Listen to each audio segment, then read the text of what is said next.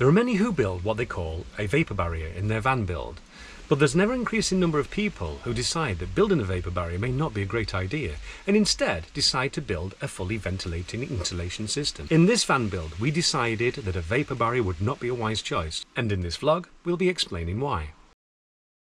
So the basic idea of creating a vapour barrier is to usually apply silver foil to the interior of your van, sealing your van from the exterior metal side and trapping your insulation in between. The foil offers good reflective properties, and by sealing with the aid of reflective tape, the principle is that any build-up of moist air in your van has no access to condensate on your van's metal cold surface. That moisture can then be vented away by creating airflow by opening windows. So what's not to like? There are countless builds on YouTube that adopt this system, and if challenged, there's even dull as dishwater mathematical equations to prove the system works. So why do we regularly see on Facebook many vapour barriers exposed to reveal really damp conditions? Well, there's one main factor that's always overlooked, no matter how convincing with the mathematical equations and explanations about dew points, and that is, your van leaks from the outside in. How many of these do we see leaking? How many of these do we see leaking? How many of those do we see leaking? And what about this? And that? We all know these leak, including all of those gangs that allows you to bring the electrics into the van. If you can guarantee 100% that everything is sealed up, then a vapour barrier is going to work. But can you really guarantee that? If you can't guarantee your van is 100% watertight, then any small ingression of water is going to build up over time inside that vapour barrier. Without any form of ventilation, it will just build up and become saturated.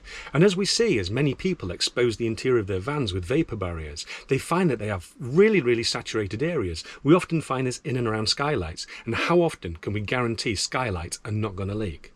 So what your vapour barrier becomes, unfortunately, is a vapour trap. So fortunately for us, very early in the stages of this van build, we discovered something, and here's a recap. So what I'm doing now is just filling all of these cavities with Lanagard before we then stuff them with a bit of sheep's wool. You'll see this running on the outside.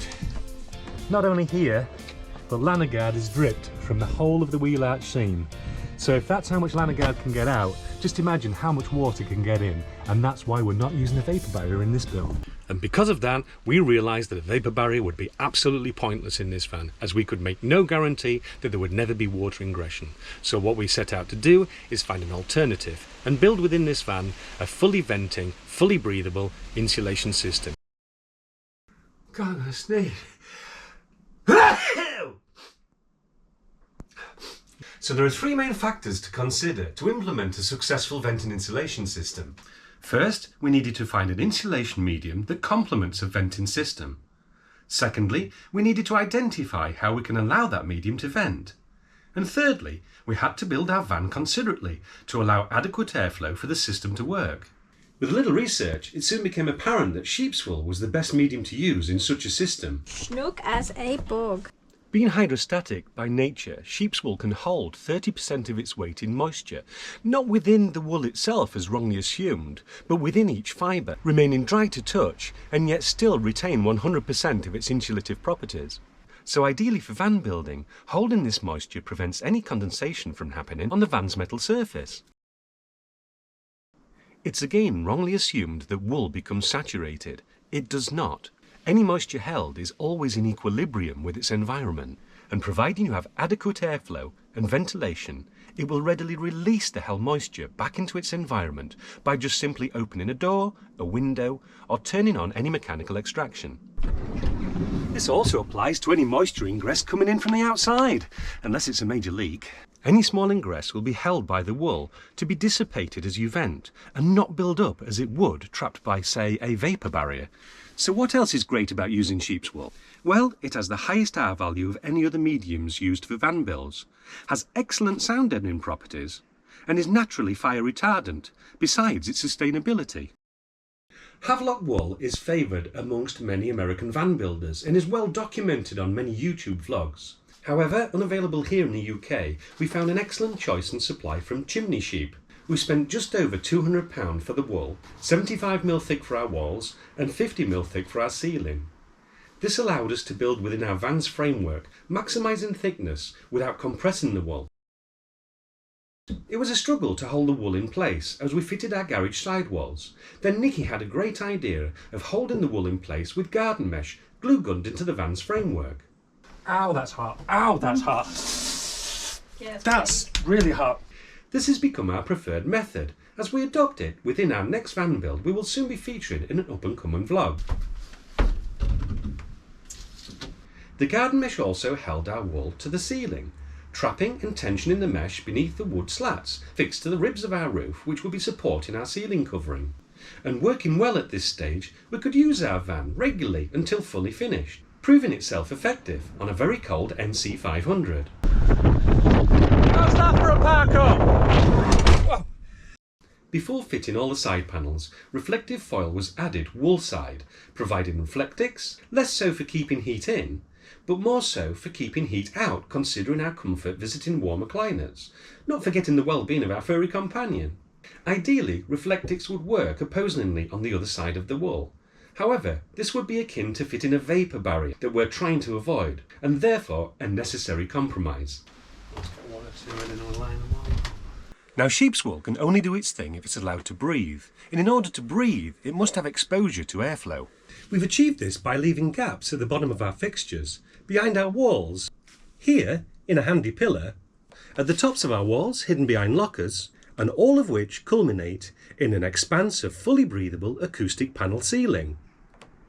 All these gaps, working with channels that run through our van's framework, can now allow the sheep wool to breathe readily and unhindered, releasing any held moisture to the van's internal atmosphere as soon as we vent that internal atmosphere out by opening windows and doors. However, there has to be a free path for this transition, so we continue to build our van to allow the free movement of air throughout, building without any sidewalls to all of our cabinetry, from the very back of our van to the very front. No matter how you've built your van, venting is the best thing you can do to ensure your van stays free of moisture and damp. Your bedding, curtains, clothes, unprotected wood, all hold moisture which can lead to the growth of mould and mildew. So open your windows and doors as often as you can, and while driving, crack open any rear window you may have and turn up that heat. So have we built the perfect insulation system? No, it's a compromise. It's a compromise between keeping us cool in the summer and warm in the winter, and maintaining longevity as a working camper van without any system failures. I believe in the temperate zones most of us are likely to be travelling, this van's insulation system is as good as it can be without any worry of failing and consequent damage. Why do many people build a vapour barrier? I believe many fear not to, as any other method is not well documented. So I hope this vlog has given you insight and confidence to consider a venting insulation system, and that nothing is right or wrong, just a compromise. But if you're planning to travel the extremes from Arctic Circle to Sahara, then the reflective properties of barrier system you may think worth the compromise. We are well underway now converting another L3H2 into a camper van for our friends Darren and Amy. Like it. We will again be adopting our successful venting insulation system using hydroscopic sheet wool and building considerately to allow good airflow. We will soon be uploading the build as a van build series, documenting every aspect of the build and costing. This van, unlike ours, is being built to a set budget and to a criteria that suits Darren and Amy's van lifestyle that many of you may find appealing, and starting in a very different way to the norm, simplifying some processes and perhaps allowing travel adventures as you build. This van is also being built around a portable power station, which we are using along with the solar that's already been installed to power the tools used for the majority of the van build. So please like and subscribe to not miss out on our off-grid, different approach to van building.